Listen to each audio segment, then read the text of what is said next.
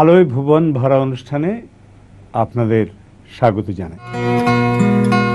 আমরা এমন কিছু মানুষকে এখানে আনব একের পর এক, যারা প্রতিনিয়ত মানুষের জন্য কাজ করে যাচ্ছেন, যারা আমাদের সামনে একটি আশার আলো দেখাতে পারছেন এবং আমাদের পরবর্তী প্রজন্মকে উৎসাহ প্রদান করছেন তাদের কাজের মধ্য দিয়ে প্রতিনিয়ত। তো এই রবীন্দ্রনাথের গানের চরণ যে ধার করে বলেছি আলোয় ভুবন ভরা, সেই আলোয় ভুবন ভরার আজকের অনুষ্ঠানে একজন আলোকিত মানুষকে আমরা পেয়েছি আমাদের মাঝে। তিনি আব্দুল্লাহ আবু সাঈদ। প্রথমেই জিজ্ঞেস করি, আপনি যখন বিশ্ববিদ্যালয়ে পড়তেন, আমি আপনাকে তখন থেকে জানি, আপনি আমার একটু সিনিয়র ছিলেন ইউনিভার্সিটিতে। আমার তো সেই আমি আছি। আপনি একদম বদলাননি। আমি একটু আগে আপনাকে বলছিলাম যে আপনার বয়স বাড়েনি, এবং কেউ বলতে পারবে না যে আপনার ওই সময় যে চেহারা দেখেছি, কেউ যদি দেখে থাকেন তার সাথে এখনকার আজকের চেহারার কোনো রকম তফাৎ আছে। নিশ্চয়ই এমন কোনো একটা জীবনী শক্তি আপনার মধ্যে আছে যে আপনাকে প্রতিনিয়ত অনুপ্রেরণা যোগায়। আপনার সাথে দেখা হয়েছিল ধর্ষণা রেল স্টেশনে, কলকাতার যাত্রী ছিলেন আপনি, আমার মনে আছে। সেই তখন থেকেই বোধহয় আপনার সঙ্গে আমার পরিচয়। তো প্রসঙ্গে ফিরে আসি, যে তখন কি কখনো চিন্তা করেছিলেন যে আজকে যে বিশাল একটি কর্মযজ্ঞ আপনি শুরু করেছেন, এই আলোকিত মানুষ চাইয়ের অনুসন্ধান আপনার বিশ্ব সাহিত্য কেন্দ্রের মাধ্যমে, এই ধরনের একটি বিষয়ে আপনি কোনো সময় নেতৃত্ব দেবেন? না, তখন এই ধরনের কিছু ভাবিনি। তখন আমি ভাবতাম যে আমি লেখক হব বা খুব জোর সাহিত্য আন্দোলন করব, এই ধরনের চিন্তা আমার মাথার মধ্যে ছিল। তো কখনোই তো মানুষ শেষটাকে প্রথমে দেখে না। মানুষ সবসময় তার স্বপ্নের চাইতে ছোট। সে ছোট থাকে, তারপরে কিছু দূর এগোয়, স্বপ্নটা আরো বড় হয়, আবার সে কিছু দূর এগোয়, স্বপ্নটা আরো বড় হয়। এইভাবে মানুষের যাত্রা। তো সেই জন্য আমি ঠিক তখন কখনোই ভাবিনি যে এই আলোকিত মানুষ চাই, এই আন্দোলনের মধ্যে আমি কোনোদিন আসব। তবে একটা কথা আপনি একটু আগে বলেছেন যে আমি আলোকিত মানুষ। আমি কিন্তু আলোকিত মানুষ নই। আপনি আলোকিত মানুষ না হলে পরে আলো দেখাতে পারেন না। আলোকিত মানুষ বলে কোনো জিনিস নেই। আলোকিত মানুষ এটা একটা স্বপ্নের নাম। আমরা ওর দিকে এগোতে চেষ্টা করি, এবং যে যতদূর এগোই ততদূর আলো। আপনি আমাদের এক গবেষকের প্রশ্নের জবাব বলেছেন 1968 সালে বোধহয় আপনি একটি পাঠচক্র করেন। হ্যাঁ, এই সম্বন্ধে কিছু বলবেন? আমি তখন ঢাকা কলেজে শিক্ষক ছিলাম, এবং সেই সময় ঢাকা কলেজ বাংলাদেশের শ্রেষ্ঠ কলেজ ছিল। সবচেয়ে মেধাবী, সবচেয়ে উজ্জ্বল, বুদ্ধিদীপ্ত ছেলেরা ওই কলেজে পড়তো। তা আমার হঠাৎ মনে হলো যে আমি এই সব মেধাবী ছেলে মেয়েদের নিয়ে একটা পাঠচক্র করি এবং তাদেরকে পৃথিবীর শ্রেষ্ঠ বইগুলো পড়াই, সুন্দর ছবিগুলো দেখাই, গান শোনাই, শুনিয়ে আস্তে আস্তে তাদের মনটাকে একটা বড় কিছুর দিকে চালিত করার চেষ্টা করি। তো সেই নিয়ে আমি একটা পাঠচক্র শুরু করি, কিন্তু সেটা খুব বেশি দিন চলেনি। খুব মেধাবী ছেলে মেয়ে ছিল সেই পাঠচক্রে, চলেনি। তার কারণ হলো যে কিছুদিনের মধ্যে 69-এর গণ অভ্যুত্থান শুরু হলো, এবং আমাদের সেই তোলপাড়ের মধ্যে সেই পাঠচক্রটাও বিপর্যস্ত হয়ে গেল। এবং তারপরে বাংলাদেশের মুক্তিযুদ্ধ হলো। আপনি বলেছেন যে তারপরে আপনি ভেবেছিলেন যে আমরা সোনার বাংলা পেলাম, কিন্তু পরে আপনি বুঝতে পেরেছিলেন যে দেশ সোনার হয় না, দেশ মাটির হয়। সেই মাটিকে সোনার তালে রূপান্তরিত করতে হয়। এই প্রক্রিয়াটি, এই যে অনুধাবন করলেন, এরপরে আপনি কিভাবে কাজ শুরু করলেন একটু বলুন। একটা জাতির সমস্ত মানুষের কষ্ট, চেষ্টা, ত্যাগ, সংগ্রাম এইসবের মধ্যে দিয়ে হতে হয় এই জিনিসটা। তা আমি যেটা ভাবলাম সেটা হচ্ছে যে তখন ভাবলাম যে আবার সেই পাঠচক্র শুরু করি। কারণ আমার কাছে মনে হলো যে একটা জাতিকে নেতৃত্ব দেওয়ার জন্য উন্নত মানের মানুষ দরকার, সমৃদ্ধ মানুষ দরকার, যেটাকে আমরা এখন আলোকিত মানুষ বলি। মানুষ ছোট এবং জাতি বড়, এটা কখনো হবে না। সুতরাং চাই বড় মানুষ। তো সেই জন্য আমি আবার সেই পাঠচক্র শুরু করলাম, এবং 5 বছর সেই পাঠচক্র আমি চালিয়েছিলাম, এবং প্রায় 250 বই আমাদের সেই পাঠচক্রের ছাত্রছাত্রীরা পড়েছিল, এবং আমি দেখেছি যে তাদের মধ্যে খুব বড় ধরনের একটা এনরিচমেন্ট হয়, খুব বড় ধরনের একটা উৎকর্ষ তাদের মধ্যে আমি লক্ষ্য করি। এবং তখন আমার মনে হলো যে এটাই যদি হয় তাহলে এটা তো ওয়ার্ক করে, কাজ করে, তাহলে কেন সারা দেশে সবখানে সব জায়গায় এটা হবে না। তারপরে আমি এটা আস্তে আস্তে স্কুল, কলেজ, বিশ্ববিদ্যালয় সব জায়গায় আমি নিয়ে যাওয়ার চেষ্টা করেছি। এখন আমাদের ভ্রাম্যমাণ লাইব্রেরি দিয়ে পাড়াতে পাড়াতে, সারা দেশের পাড়াতে পাড়াতে আমরা নিয়ে যাওয়ার চেষ্টা করছি। আমাদের 2-3 মাসের মধ্যে 42টা জেলাতে আমাদের ভ্রাম্যমাণ লাইব্রেরি নামবে। আশা করি আরো বহু হাজার হাজার মানুষ এর মধ্যে। আচ্ছা, প্রক্রিয়াটা বলবেন, মানে সবাই তো আপনাদের কার্যক্রম সম্বন্ধে জানে না, যারা এর সঙ্গে যুক্ত হয়েছেন বা এখানে আসেন তারা জানেন। প্রক্রিয়াটা বলবেন যে কিভাবে না। আপনারা পড়ান, বইগুলো পড়ানোর পরে কি করে বুঝতে পারেন যে তারা আসলেই পড়েছে?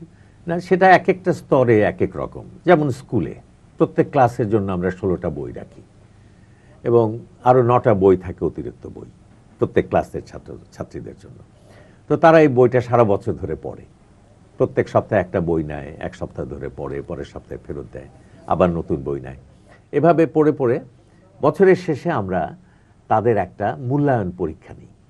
এটা পরীক্ষা মানে ভয়াবহ কোনো পরীক্ষা না, আমরা শুধু দেখি যে সে বইটা পড়েছে কিনা। তো তখন ওই 16টা বইয়ের মধ্যে যদি 7টা বই কেউ পড়ে তাকে আমরা একটা বই পুরস্কার দিই, 10টা পড়লে 2টো বই পুরস্কার দিই, 13টা পড়লে 3টা বই পুরস্কার দিই, 16টা পড়লে। কৌতূহল আছে কেন পড়ে? পরে মানুষ তো চিন্তা করে, সব মানুষ পড়ে না। আমাদের হিসাব মতে আমরা পেয়েছি যে 6% মানুষ পড়ার ক্ষমতা রাখে আমাদের দেশে। 100 জন ছাত্রছাত্রী যদি থাকে তাহলে 6 জন পড়বে।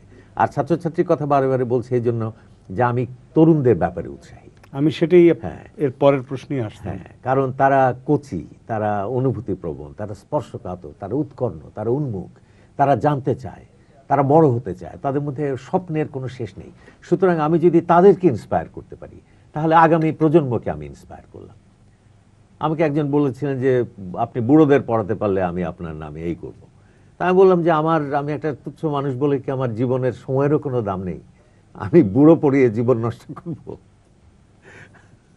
হ্যাঁ, কিন্তু আমি জানি যে বয়স্ক অনেক মানুষ কিন্তু আপনাদের হ্যাঁ পড়ে, পাঠাগারে না যায়। আমরা তাদের না করছি না, কিন্তু আমার গুরুত্বটা হচ্ছে তারুণ্যের উপরে। আমাদের তারুণ্যকে সুন্দর করতে হবে, আমাদের তারুণ্যকে উৎকর্ষমণ্ডিত করতে হবে যদি আমরা একটা উৎকর্ষপূর্ণ জাতিকে সামনে চাই। সেই কারণ তরুণরা যদি বিপদগামী হয় তাহলেই আমাদের সমাজ একেবারেই ধ্বংস হয়ে যাবে। এবং সেইখান থেকে কিন্তু আপনি প্রতিনিয়ত তাদেরকে দূরে সরিয়ে রাখছেন, এর মাধ্যমেই কিন্তু আপনি আলো আনছেন, যে ওরা অন্ধকারের দিকে তাকায় না, ওরা আলোর দিকে তাকায়। এর সঙ্গে আমরা এখন আবার সুন্দর সুন্দর গান, সুন্দর সুন্দর ফিল্ম, এগুলো আমরা ইন্ট্রোডিউস। আচ্ছা, কি ধরনের বই পড়ান সাধারণত এই স্কুল লেভেলে? এটা বই যেগুলো পড়ে সেগুলো 15টি বইয়ের কথা আপনি বললেন। হ্যাঁ, 16টি করে বই প্রতি ক্লাসে, আর 9টা বই থাকে যারা আরো পড়তে চায়, কারণ অনেকের মধ্যে নেশা এসে যায়, তারা আরো মাতাল হয়ে ওঠে, তখন তারা পড়তে চায়। তো আমরা যেসব বই, এই সব বইয়ের মধ্যে প্রায় 40% হচ্ছে আপনার জীবনী আমরা দিই এই জন্য যে জীবনী যাদের, তারা বড় মানুষ, তাদের জীবন নাটকীয়তায় ভরা, উত্তেজনায় ভরা, উদ্দীপনায় ভরা, আদর্শে ভরা। সেগুলো যখন পড়ে ছেলেমেয়েরা তখন তারা তাদের মতো হতে চায়। তো সেটা আমাদের লক্ষ্য, আমাদের শুধু আনন্দ দেওয়ার লক্ষ্য না, আনন্দের সঙ্গে সে তার মধ্যে যেন একটা বড় জীবনের জন্য আকুতি তৈরি হয়, এটা হচ্ছে আমাদের। আচ্ছা, জীবনী ছাড়া গল্প, উপন্যাস যেগুলো মানবিক, যেগুলো তার সূক্ষ্ম চেতনাকে বিকশিত করবে, তার মূল্যবোধকে বড় করবে, আদর্শকে বড় করবে, সে নিজে টের পাবে না, সে নিজে বুঝবে যে সে একটা আনন্দের বই পড়ছে বা দুঃখের বই পড়ছে। যেমন আঙ্কেল টমস কেভিন, সে যদি পড়ে তাহলে তার মধ্যে একটা বড় চেতনার জন্ম হবে। কারণ আমরা একদম তরুণদের জন্য খুব সিরিয়াস বই দিই না, কারণ তাদেরকে তো আমরা আহ্বান করছি, আনন্দের মধ্যে এসো, হ্যাঁ, খুশির মধ্যে এসো, প্রাণটাকে জাগাও, আমরা তাদের ডাক দিচ্ছি। সেখানে যদি আমরা একটা ভারী বই তার উপরে একটা বস্তার মতো ফেলে দিই তাহলে তো সে মরে যাবে। আপনি কি মনে করেন যে তারা এতখানি উত্তেজিত হয় এই আহ্বানে যে তারা এগিয়ে আসে, আনন্দ পায় এবং মনে করে যে এটা একটা খুশির মেলা? না, এটা যদি না হয় তাহলে পরে তো কোনো লাভ নেই। কারণ আমি নিজের জীবনেও মনে করি যে আমার জীবনে, আপনি একটু আগে বলছিলেন যে একই রকম চেহারা আছে, আমি তার কারণ হচ্ছে যে আমি জীবনে প্রাপ্তিকে গুরুত্বপূর্ণ মনে করি না, আমি আনন্দকে গুরুত্বপূর্ণ মনে করি। বাহ। আমার প্রতিটা মুহূর্ত আনন্দে ভরে আছে কিনা আমি সেইটা চাই, একটা থই থই আনন্দের পৃথিবীতে আমি বাঁচতে চাই। সুতরাং আমি আমার সেই ছেলে মেয়েদের সেইভাবেই সে আনন্দের মধ্যে নিয়ে আসতে চাই, এবং তার মধ্যে দিয়ে আমি অত্যন্ত চতুরভাবে গভীর এবং উচ্চায়ত জিনিসগুলো, ভারী ভারী সুন্দর। জিনিসগুলো সে যেন টের না পায়। হ্যাঁ। সে যদি টের পায় তাকে অঙ্ক শেখানো হচ্ছে, তাহলে কিন্তু সে অঙ্ক শিখবে না। জানি। তাকে সুন্দর রসগোল্লা সুন্দর খাওয়াতে কথা। হবে। এই কথার উপরেই আমরা একটা ছোট্ট বিরতিতে যাব, এরপরে এসে শুনবো যে আপনার ছেলেগুলো পরে কিভাবে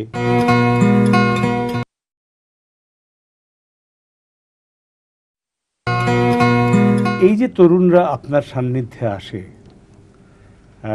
যাদেরকে দিয়ে আপনি মাটিকে সোনায় পরিণত করবার চেষ্টায় প্রতিনিয়ত চেষ্টা করে যাচ্ছেন, তাদেরকে ভালো বই পড়াচ্ছেন, 6% খারাপ সংখ্যা নয়, বিশাল না, একটি সংখ্যা। বিশাল সংখ্যা, 84 লক্ষ বাংলাদেশে। তাহলে 84 লক্ষ বাংলাদেশিকে আপনি, ওইখানে আমাদের পৌঁছতে হবে এক সময়। হ্যাঁ, এই সম্বন্ধে আমি একটু জানতে চাই আপনার কাছ থেকে যে এই নিরাশা সম্পৃক্ত আমাদের পারিপার্শ্বিকতায় আপনি কিভাবে আশার আলো দেখেন তাদের মাঝে?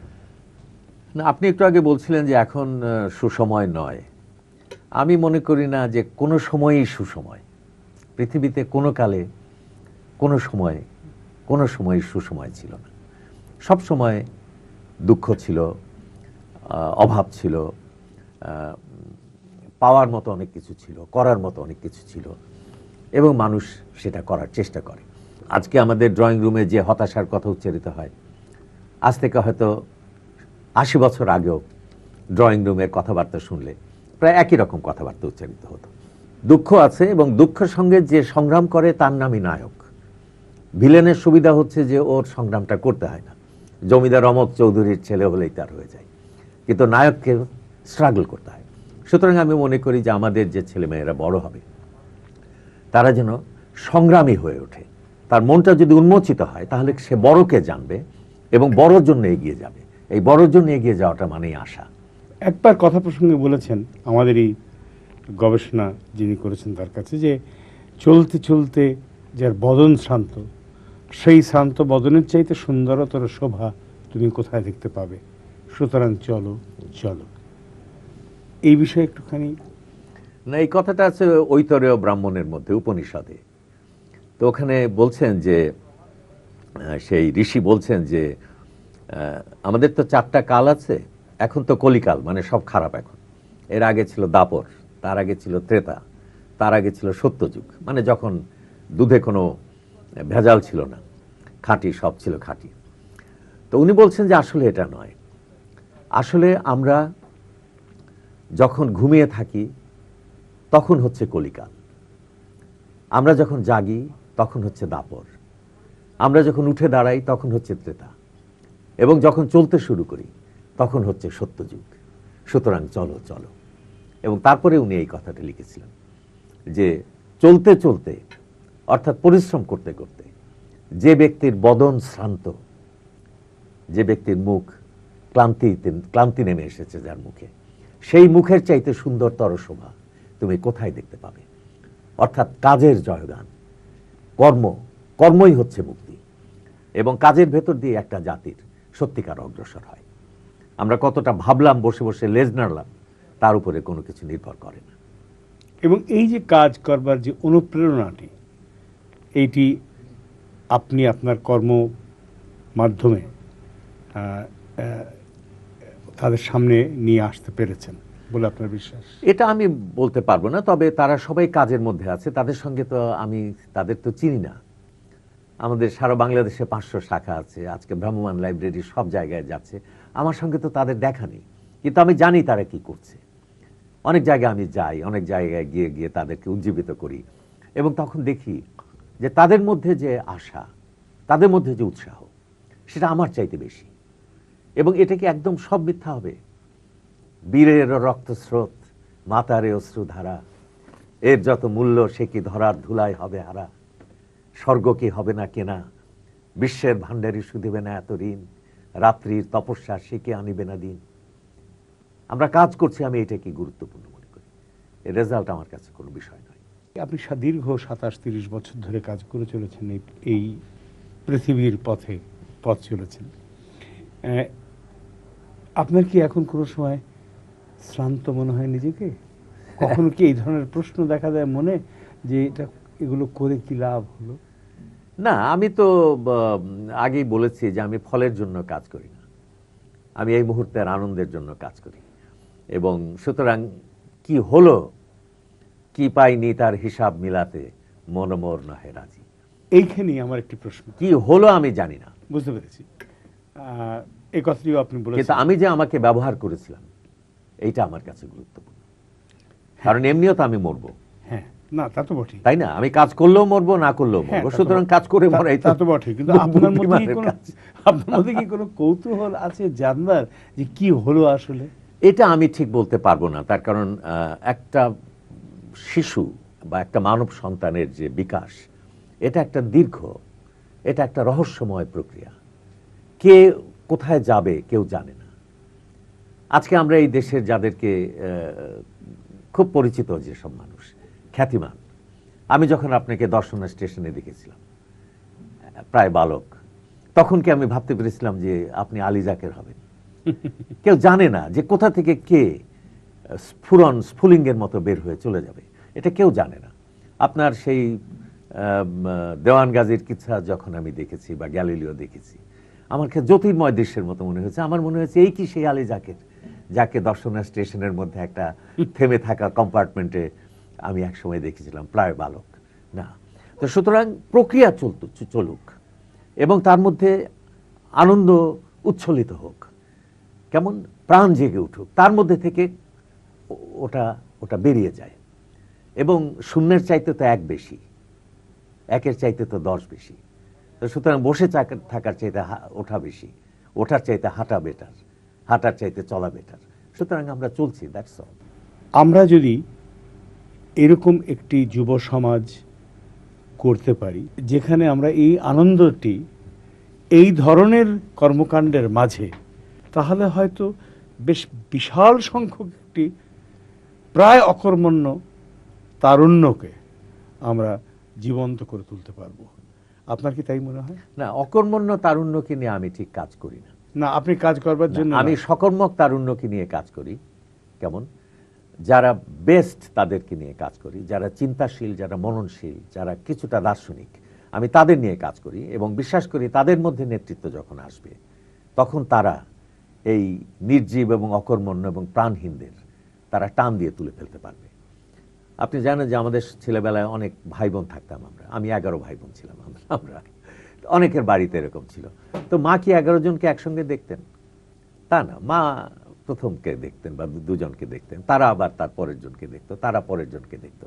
তো সুতরাং প্রথম দুজনকে যদি আমি তুলে ফেলতে পারি তাহলে পরবর্তীদের চেইন অ্যাকশনে। আপনি কি কখনো চিন্তা করেছেন বা ভেবে দেখেছেন যে এই যে ইংরেজিতে বলতে হয় একটা অ্যাবিস, একেবারে অন্ধকারাচ্ছন্ন একটি খাদ, এর মধ্যে খাদের মধ্যে, গহ্বরের মধ্যে যারা আছে তাদেরকে তোলার কোনো কিছু প্রক্রিয়া উদ্ভাবন করা যায় কিনা?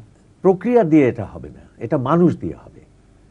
যদি তোলার মতো মানুষ আমরা বানাতে পারি তারা সবকিছুই তুলবে। ওই যে কোন একটা সিনেমার মধ্যেই করেছিলাম যে চরকা তেল যে দেয় সে চরকা পেলেই তেল দেয়। তো সুতরাং আমরা যদি সেই সক্রিয় মানুষকে জন্ম দিতে পারি তাহলে তারা সবকিছুকে তুলে বা নেবে, মানুষকে যদি সক্রিয় করে তুলতে পারি। আপনি যে স্বপ্ন দেখেন সেই স্বপ্নের ভুবনে বাংলাদেশকে কেমন দেখেন আজকে থেকে 10 বছর পরে? না, আমি 10 বছরের হিসাব করি না। কারণ মনে রাখতে হবে যে আমরা 71 সালে স্বাধীন হয়েছি, আমরা খুব দ্রুত সবকিছু চাচ্ছি। 71 সালে স্বাধীন হয়েছে, আমরা একটা রাষ্ট্র পেয়েছি, কিন্তু আমি মনে করি না যে ঠিক পরিপূর্ণ রাষ্ট্র আমরা পেয়েছি। আমরা একটা পতাকা পেয়েছিলাম। পতাকা কোনো খারাপ জিনিস নয়, পতাকা মানে জনগণের ইচ্ছা যে আমরা একটা রাষ্ট্র হব। কিন্তু সেই রাষ্ট্রকে আমরা ধীরে ধীরে আমাদের গড়তে হবে। আমি কয়েকদিন আগে লন্ডনে সেই লন্ডন টাওয়ারে গেলাম, সেখানে যে দেখলাম যে 1066 সাল। তো তখন বুঝলাম যে 1000 বছর ধরে এই রাষ্ট্র তৈরি হয়েছে। আজকে তাই সেই রাষ্ট্রের কাছে এত পারফেকশন, এত পরিপূর্ণতা।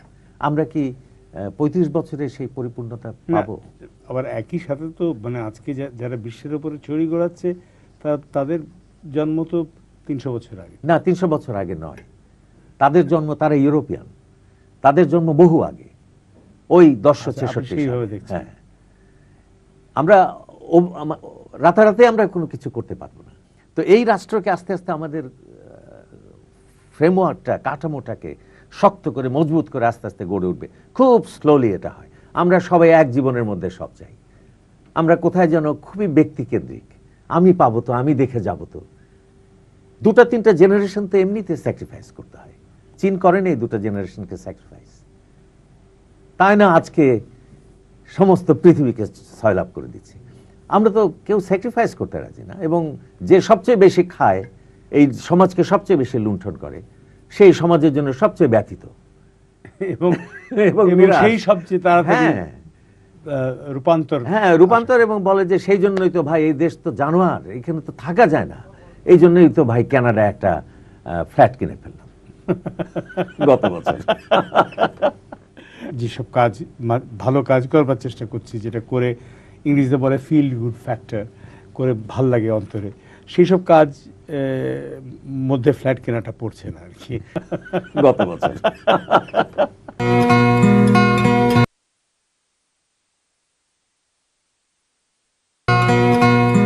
আপনি একবার কথা প্রসঙ্গে বলেছিলেন যে আত্মিক জায়গায় মানুষের যে বিকাশ সেটি খুব রহস্যময় এবং দীর্ঘ।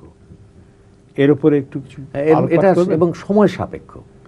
এই জন্য আমাদের ছেলেমেয়েরা আজকেই কিছু করে বসবে এটা আমি বলবো না।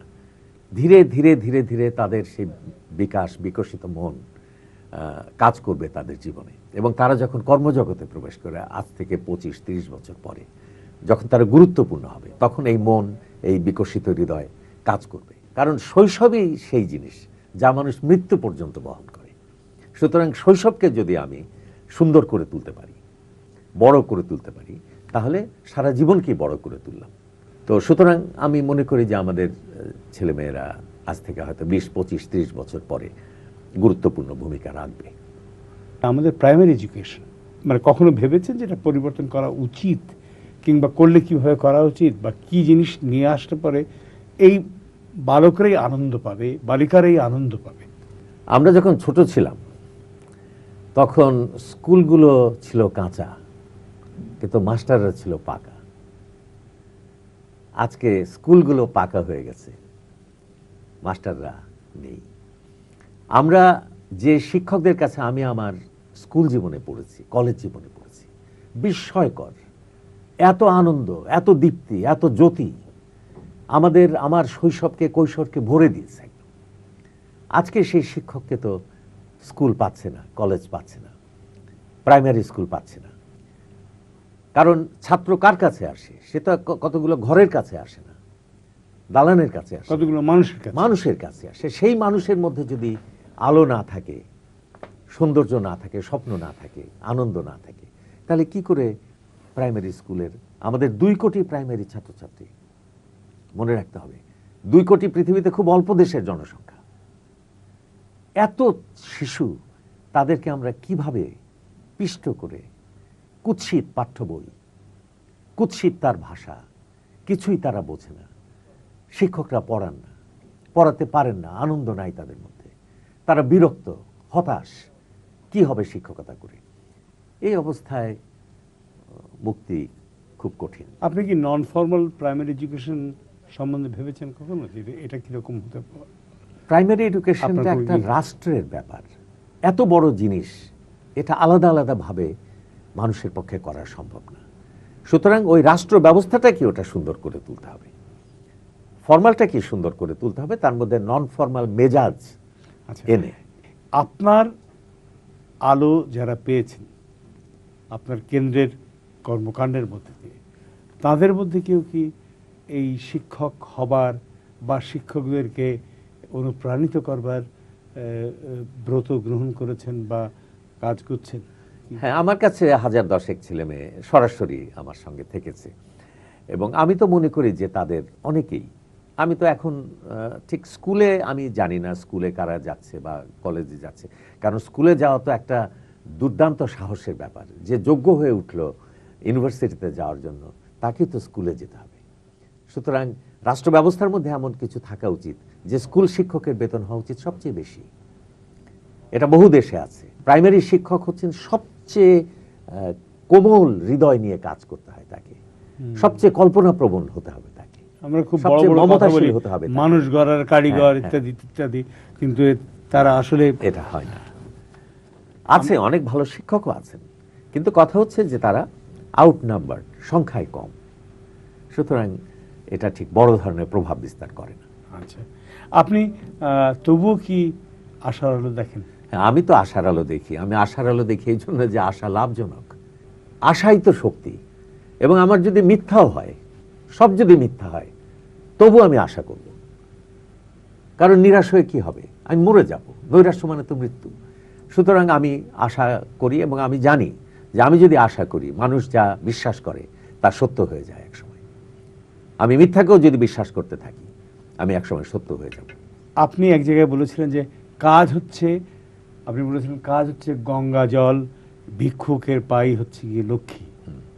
হ্যাঁ, হ্যাঁ। কোনটি কথা প্রসঙ্গে এই সম্বন্ধে একটু না, এটা গ্রামের দিকে তো একটা প্রবাদই আছে যে ভিক্ষুকের পায়ে লক্ষ্মী, মানে ভিক্ষা পেতে হলে হাঁটতে হবে, এবং যে যত হাঁটবে তার ভিক্ষা তত বেশি। একেবারে ক্যালকুলেশন খুব পরিষ্কার।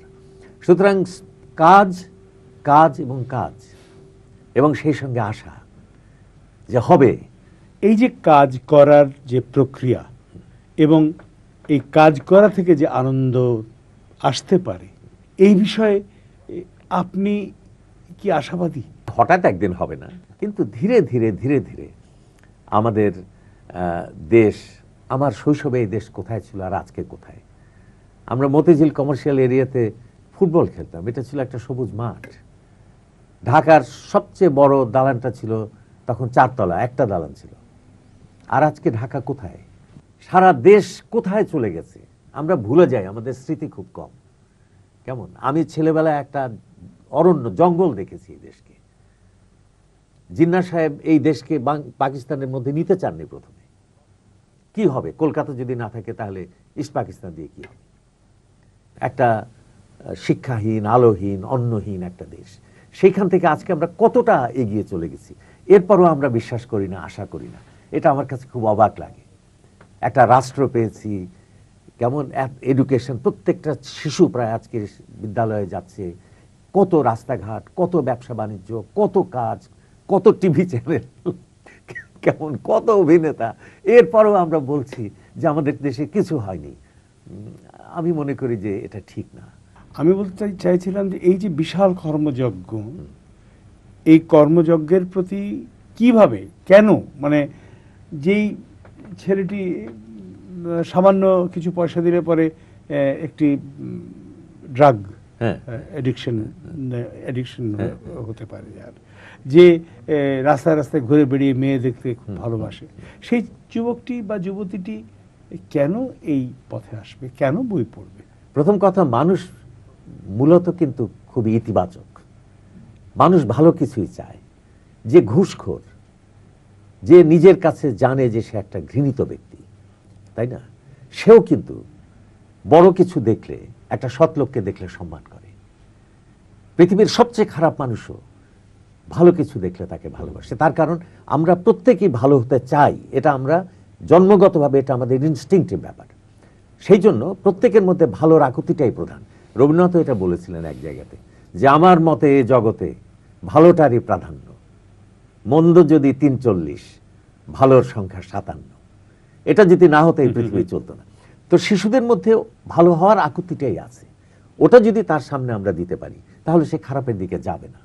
কিন্তু দুঃখের বিষয়, আজকে 100টা মানে রুচিহীন টিভি, স্যাটেলাইট চ্যানেল আমাদের ড্রয়িং রুম দিয়ে ঢুকে বেডরুম, কিচেন হয়ে বের হয়ে চলে গেছে। কিন্তু আমরা জীবনের সবচেয়ে সুন্দর, শ্রেষ্ঠ জিনিসগুলোকে 300 মাইল দূরে দাঁড় করিয়ে রেখে চিৎকার করছি এবং আর্তনাদ করছি। কিন্তু এখানে অনেকেই হলো না, অনেকেই হয়তো বলবেন, তারা যারা এই বিষয়টাকে খুব মানে নিয়ে গর্ব করেন, তারা বলবেন যে এটা হচ্ছে my right to information, my right to be entertained. এই এই এর জবাব কি দেবেন আপনি? না, রাইট টু বি এন্টারটেইনড এটা আমি মানি, কিন্তু রাইট টু থিঙ্ক এটাও তো একটা গুরুত্বপূর্ণ বিষয়। টেলিভিশন তো চিন্তা করতে দেয় না মানুষকে। টেলিভিশন তো চিন্তাটা, এই যে আমরা চিন্তা করছি সেটাকে তাদের দিচ্ছি, সে বসে বসে চিন্তাটা নিচ্ছে, চোখটা মেলে আছে শুধু। সে তো একটা ইনঅ্যাক্টিভ প্যাসিভ মানুষ, সে চেয়ে থাকে, সে দেখে না। দেখে না, এবং দেখলেও বোঝে না। তো সুতরাং আমরা সক্রিয়, বই হচ্ছে সবচেয়ে সক্রিয়। আপনি যখন বই পড়েন তখন কি আর অন্য কিছু কথা ভাবতে পারেন? না, আপনি গান শোনার সময় অঙ্ক কষতে পারবেন, তাই না? মানে আমরা হয়তো ভিজুয়াল মিডিয়াতে কল্পনাটাকে আমরা একটা প্রকোষ্ঠে বন্দি করে হ্যাঁ। দিই, বই কিন্তু সেটাকে উন্মুক্ত করে। এইখানে এই মিডিয়াতে চিন্তা করে দেয় যে এই হলো নায়ক, এই হলো দেবদাস।